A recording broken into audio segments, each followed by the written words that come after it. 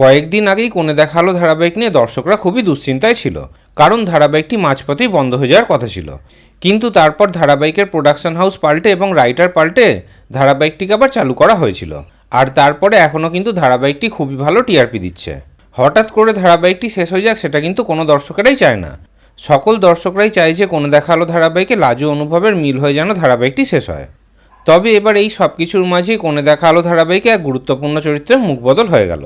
ধারাবাহিকে তো আমরা প্রধান নায়ক নায়িকার ভূমিকাতে অভিনয় করতে দেখতে পাচ্ছি সোমরাজ মাইতি, মৈনাক ঢোল, সাইনা ব্যানার্জি এবং নন্দিনী দত্তকে।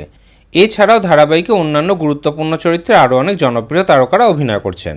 ধারাবাহিকে সুদেবের বোনের ভূমিকাতে অভিনয় করছিলেন অভিনেত্রী সুশ্রিতা ঘোষ, কিন্তু এবার এই চরিত্রে মুখবদল হয়ে গেল।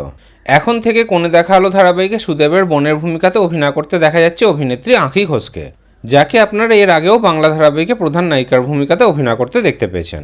কিন্তু কেন হঠাৎ এই চরিত্রের মুখ বদল হলো সেটা এখন অবধি জানা যায়নি। তাহলে কোণে দেখা আলো ধারাবাহিকটি আপনাদের কেমন লাগছে? আপনারাও কি চান যে ধারাবাহিকে লাজু অনুভবের মিল দেখানো হোক? এই বিষয়ে আপনাদের কি মতামত কমেন্টে অবশ্যই জানাবেন।